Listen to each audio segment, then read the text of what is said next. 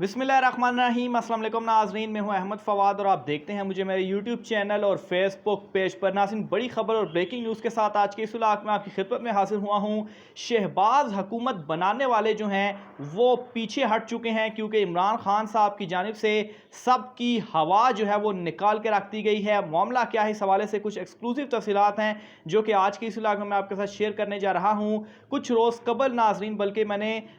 2-3 vlogs इस हवाले से किए थे कि जो इत्तेहादी हैं उनमें फूट पड़ चुकी है और उन्होंने अलमे बगावत जो है वो बुलंद कर दिया है। अल्हम्दुलिल्लाह ये जो खबर है वो सच साबित हुई है और बाकायदा तौर पर जो इत्तेहादी जमातें हैं अब वो सामने आ चुकी हैं। हुकूमत के लिए ख़तरे की घंटी जो है वो बज चुकी है और इनके जो आखिरी दिन हैं उनका आगाज़ हो चुका है। इत्तेहादियों की जानिब से क्या ग्रीन सिग्नल दिया गया है, इस हवाले से आपको बताता चलूँ। इस वक्त नाजरीन सिंध के अंदर पीपल्स पार्टी जो है उसके साथ JUI और MQM उनका फड्डा पड़ चुका है। ख़ास तौर पर जो बल्दियाती इंतखाबात हुए हैं, फिर जो MQM से मुआहदा किया गया था उसके ऊपर अमल दरामद नहीं किया गया और पीपल्स पार्टी की जानिब से भी लिहाज नहीं रखा गया और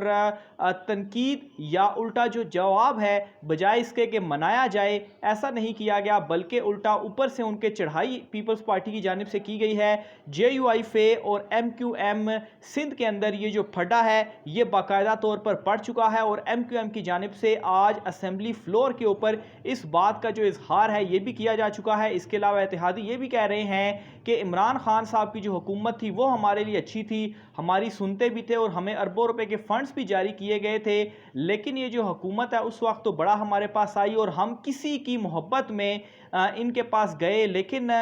इनका मकसद सिर्फ और सिर्फ अपने केसेस को ख़त्म करना था। ये इत्तेहादियों की जानिब से ऑन द फ्लोर जो है वो ये बात कही गई है। इसके अलावा नाजरीन एक और भी चीज़ आपको बताता चलूँ कि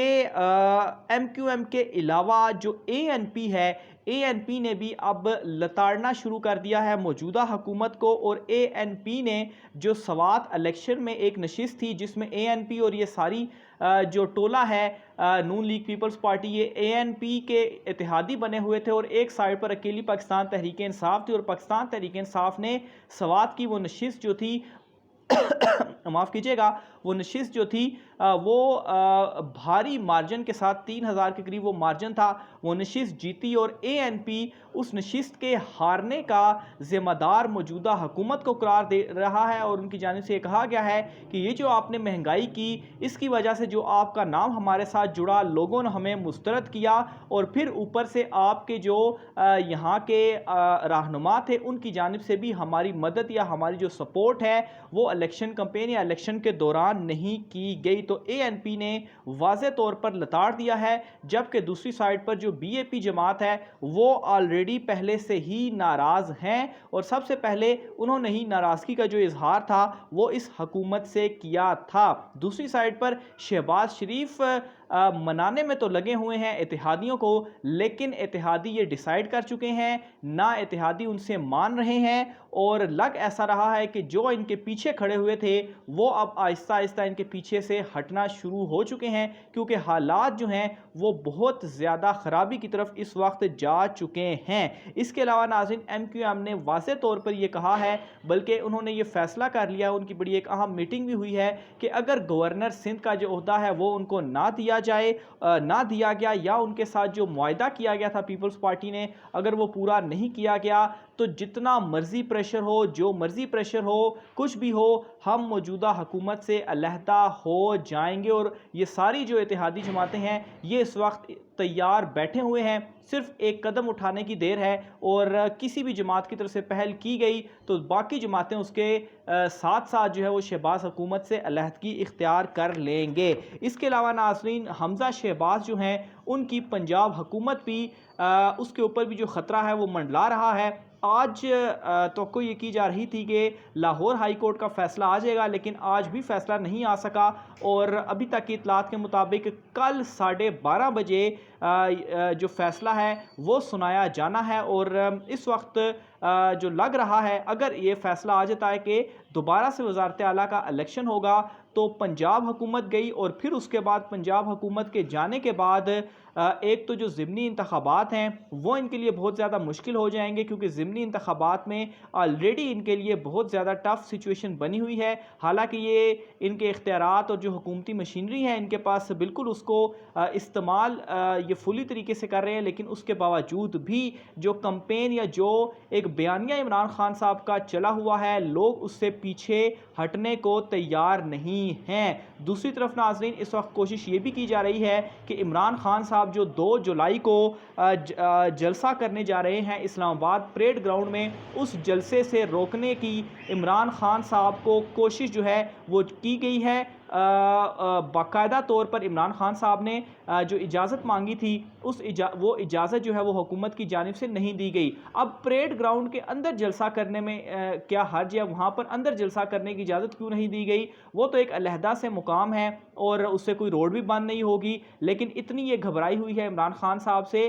कि परेड ग्राउंड के अंदर जलसा करने की भी इजाज़त नहीं दी गई। ये खबर भी मैंने आपको कुछ रोज़ पहले मैं ब्रेक कर चुका था कि ये इस वक्त इन्होंने डिसाइड किया कि इमरान खान साहब को जलसा नहीं करने देना, और अब इन्होंने जो इजाज़त मांगी गई थी वो इजाज़त नहीं दी गई और इमरान खान साहब पाकिस्तान तहरीक इंसाफ ने लाहौर हाई कोर्ट से इसके ख़िलाफ़ रुजू कर लिया है। दूसरी तरफ ये भी इस वक्त प्लानिंग की जा रही है कि किसी तरीके से इमरान खान साहब को गिरफ्तार या उनको नाअहल करवाया जाए। जो एक तोशा खाना वाला मामला उनका सामने लेकर आकर उनको बदनाम करने की कोशिश की गई थी, तो इस वक्त कोशिश ये भी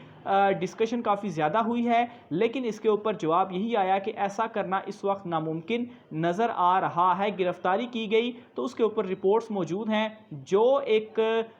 हलचल या मुसीबत आएगी उससे फिर कोई नहीं लड़ पाएगा। जहाँ तक नाअहली का ताल्लुक है तो इमरान खान साहब के ख़िलाफ़ अभी तक कुछ भी नहीं मिला। फिर इसके अलावा नाज़रीन, ये हुकूमत जब पंजाब से भी इनकी हुकूमत गिर जाएगी तो वफाक से इस तरह से गिरेगी, एक तो ये इत्तेहादी हो जाएंगे, दूसरे नंबर पर जुलाई के महीने में ही जो एक एहतजाजी मुजाहरे हैं उनका आगाज़ हो जाएगा। अभी से ही नाज़रीन लाहौर और कराची में ये एहतजाजी मुजाहरे शुरू हो चुके हैं, जहाँ पर लोग लोड शेडिंग के ख़िलाफ़ निकले हैं। यहाँ तक के नाज़रीन जो तिजारती जो फैक्ट्रीज़ वगैरह हैं, फैक्ट्री ओनर्स वगैरह हैं,